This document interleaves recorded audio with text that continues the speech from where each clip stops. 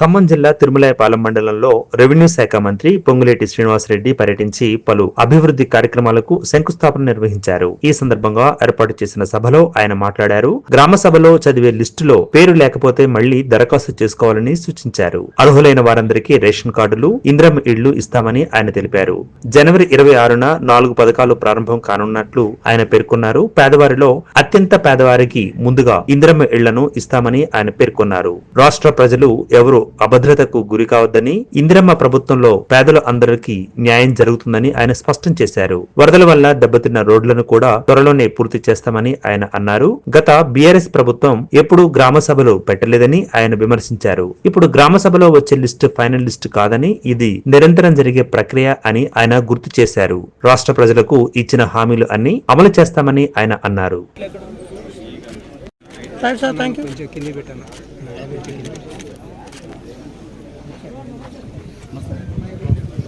డబ్బులు రాలేదు సార్, అది అసలు డబ్బులు రాలేదు. ఆగండి సార్, అగ్రికల్చర్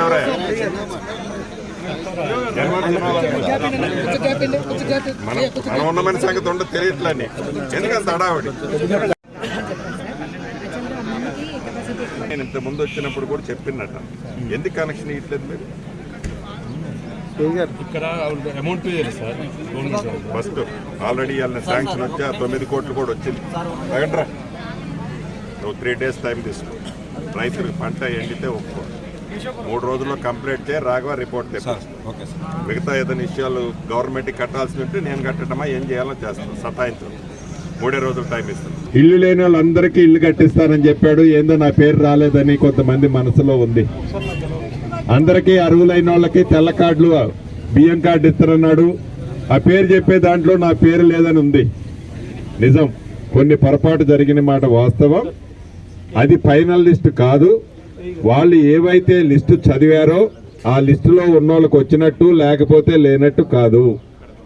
ఎవరైతే రాలేదు అని తెల్ల కాగితం నన్ను ఇచ్చారో ఆ కాగితాన్ని మీ అప్లికేషన్గా తీసుకొని అర్హులు ఎవరైతే ఉన్నారో ఎంతమంది ఉంటే అంతమందికి తెల్ల కార్డు కానీ ఇందిరమ్మ ఇల్లు కానీ ఇచ్చే బాధ్యత మీ అన్నగా నాదే. మీకే కాదు, రాష్ట్ర వ్యాప్తంగా ఉన్న ప్రజలకి అందరికీ తెలియజేసేది, ఇందిరమ్మ ప్రభుత్వం అంటే పేదోడు ప్రభుత్వం, పేదోడు కోసం ఉన్న ప్రభుత్వం. ఏదైతే మీ గ్రామ సభల్లో చదివే లిస్టు ఉందో ఆ లిస్టులో నా పేరు లేకపోతే ఎవరు అభద్రతకి లోను కావాల్సిన అవసరం లేదు.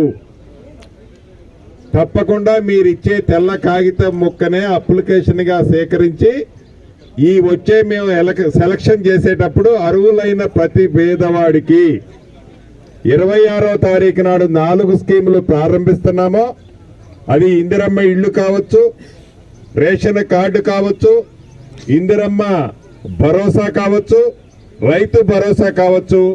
ఈ 4గిట్లో మా పేరు లేదని అభద్రత అక్కర్లేదు.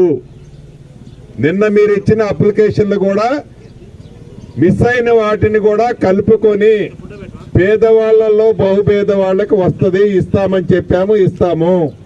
పొరపాట్లో మీ సీనన్న పేరు ఆ లిస్టులో ఉండి సీనన్నకి ఇల్లు వచ్చిందని సీనన్న సంకల కొట్టుకోవాల్సిన అవసరం లేదు. సీనన్నకి నిజంగా ఇల్లుంటే సీనన్నకి ఇయ్యలేము. పేదోళ్ళు ఎవరైతే పేరు లేకపోతే వాళ్ళు కాగితం పెట్టుకున్నారో వాళ్ళకి ఇచ్చే బాధ్యత ఈ నా నియోజకవర్గంలోనే కాదు, రాష్ట్ర ప్రజలందరికీ ఈ ఇందిరమ్మ ప్రభుత్వం అంటే పేదోడి ప్రభుత్వం. కాబట్టి తప్పకుండా మీరంతా